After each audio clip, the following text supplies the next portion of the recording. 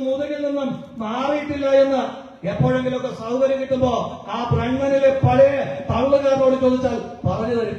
അതുകൊണ്ട് ശൗര്യ അളക്കാൻ ഇറങ്ങണ്ട. സുധാകരന്റെ ശൗര്യ അളക്കാൻ ഇറങ്ങിയ കണ്ണൂരിലെ കമ്മ്യൂണിസ്റ്റുകാർക്കൊന്നും നല്ല നിലയുണ്ടായിട്ടില്ല എന്ന് ഈ പുതിയ കാലഘട്ടത്തിലെ ഫാസിസ്റ്റുകാരന്മാര് മനസ്സിലാക്കുന്നതായിരിക്കും.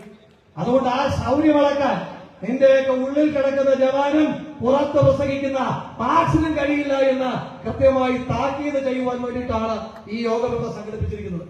പിന്നെ എന്നെ പറ്റി പറഞ്ഞു, ഞാനൊരു കാര്യമാക്കുന്നില്ല. എന്തോ വ്യാജം നാളെയാണ് നിനക്കൊക്കെ. 1.5 വർഷമായിട്ട് ഏത് വാഴയാണ് കേരളത്തിന്റെ ആഭ്യന്തരമന്ത്രി? 1.5 വർഷമായിട്ട് എനിക്കെതിരെ നിന്റെയൊക്കെ ഡിവൈഎഫ്ഐയുടെ നേതാക്കന്മാർ കൊടുത്ത ഒരു കേസിൽ തിരിഞ്ഞും മറിഞ്ഞും കിടന്ന എത്ര പോലീസാണ് അന്വേഷിച്ചത്? ക്രൈംബ്രാഞ്ചിനെ കൊണ്ടുവന്നില്ലേ? എത്ര കേരള പോലീസിനെ കൊണ്ടുവന്നു? ഇങ്ങനെ ഒരു നാണവും മാനവും ഇല്ലാതെ വ്യാജ വ്യാജ വ്യാജ എന്ന് കരയാനല്ലാതെ ഒരു എഫ്ഐആർ എടുപ്പിക്കാൻ നിന്റെയൊക്കെ ആഭ്യന്തര വാഴയ്ക്ക് കഴിഞ്ഞിട്ടുണ്ടോ? അതുകൊണ്ട് ഈ കരച്ചിലൊക്കെ സൗകര്യം പോലെ ചങ്ങാതി പിണറായിലെ വീട്ടിൽ വരുമ്പോ നിന്നെയൊക്കെ അകത്തേക്ക് കയറ്റുമെങ്കിൽ ഈ കരച്ചിലൊക്കെ അവിടെ കൊണ്ടുപോയി തീർത്താൽ മതിയെന്ന് എന്റെ വാക്ക് കേൾക്കുന്ന ആ ഇരുട്ടിൽ ഫ്ലക്സ് ബോർഡ് വെച്ചവന്മാരോട് പറയുക. ആ ബോർഡ് തകർക്കാൻ ഞങ്ങൾക്ക് അതേ സമയമൊന്നും വേണം. ഇപ്പോ ഗാന്ധിയുടെ പ്രതിമ നിങ്ങൾ തകർത്തു. അതാ ഞാൻ പറഞ്ഞത്. പുറത്തുള്ള മാർക്സും ഉള്ളിൽ കിടക്കുന്ന ജവാനും കൂടെ ചേരുമ്പോഴാണ് ഗാന്ധി ഏതാണ് അംബേദ്കർ ഏതാണ് എന്ന് നിനക്ക് തിരിച്ചറിയാൻ പറ്റാത്തത്. അതുള്ളപ്പോ അമ്മ ഏതാ പെങ്ങളേതാന്ന് തിരിച്ചറിയാൻ പാടില്ലാത്തവന്മാരാണ് നമ്മളെ ഗാന്ധിയെ തിരിച്ചറിയണമെന്ന് പറയുന്നത്. അതുകൊണ്ട് ഒരു കാര്യം പറയാൻ ആഗ്രഹിക്കുന്നു.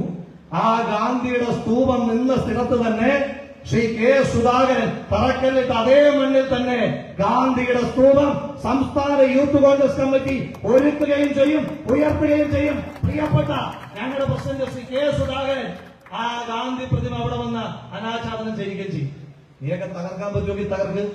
ജീവിച്ചിരിക്കുന്ന കാലത്ത് ഗാന്ധി നിന്ന് നടത്തിയവന്മാർ, ഗാന്ധിജി നടത്തിയ ക്വിറ്റ് ഇന്ത്യ സമരത്തെ ഒറ്റുകൊടുത്ത പണമല്ല പത്രം തുടങ്ങിയവന്മാരല്ലേ നിങ്ങൾ? അതുകൊണ്ട് ആ ഗാന്ധി കൊല്ലപ്പെട്ടതിന് ശേഷം നിങ്ങൾ കാണിക്കുന്ന ഗാന്ധി നിന്ദയൊന്നും അത്ര വലിയ അത്ഭുതമായിട്ട് ഞങ്ങൾക്ക് തോന്നുന്നില്ല. ഇവിടെ രാജ്യം ഒരു യുദ്ധത്തിന്റെ വക്കിൽ നിൽക്കുമ്പോ അതിർത്തിയിലെ എല്ലാ പ്രദേശത്തുമുള്ള മനുഷ്യന്മാർ ജീവഭയത്താൽ കഴിയുമ്പോ, അങ്ങനെ ജീവഭയത്താൽ കഴിയുമ്പോഴും നമ്മുടെ ശത്രു രാജ്യമായ പാകിസ്ഥാനോട് ഒരു കടുകുമണിയുടെ കോംപ്രമൈസ് പോലും ചെയ്യില്ല എന്ന് കരുതിക്കൊണ്ട് അതിർത്തിയിൽ ഒരു മനുഷ്യൻ പോലും മാറാതെ ഈ രാജ്യത്തെ വീരന്മാരായ സൈനികന്മാർ കണ്ണിമചുമാതെ അതിർത്തിയിൽ കാവലിരിക്കുമ്പോ ഒരു രാജ്യം മുഴുവൻ ഈ രാഷ്ട്രത്തിന് വേണ്ടി, ഈ രാഷ്ട്രത്തിന്റെ പ്രിയപ്പെട്ട പുത്രന്മാർക്ക് വേണ്ടി പ്രാർത്ഥിച്ചുകൊണ്ടിരിക്കുന്ന അതേ രാത്രിയിൽ പ്രിയപ്പെട്ട യൂത്ത് കോൺഗ്രസിന്റെ നിയോജകമണ്ഡലം കമ്മിറ്റിയുടെ സെക്രട്ടറി ശ്രീ സനീഷിന്റെ വീട്ടിലേക്ക് നിങ്ങൾ അക്രമം അഴിച്ചു വിട്ടില്ലേ? അതേ ദിവസം തന്നെയല്ലേ നിങ്ങൾ ഗാന്ധിജിയുടെ പ്രതിമ തകർത്തത്?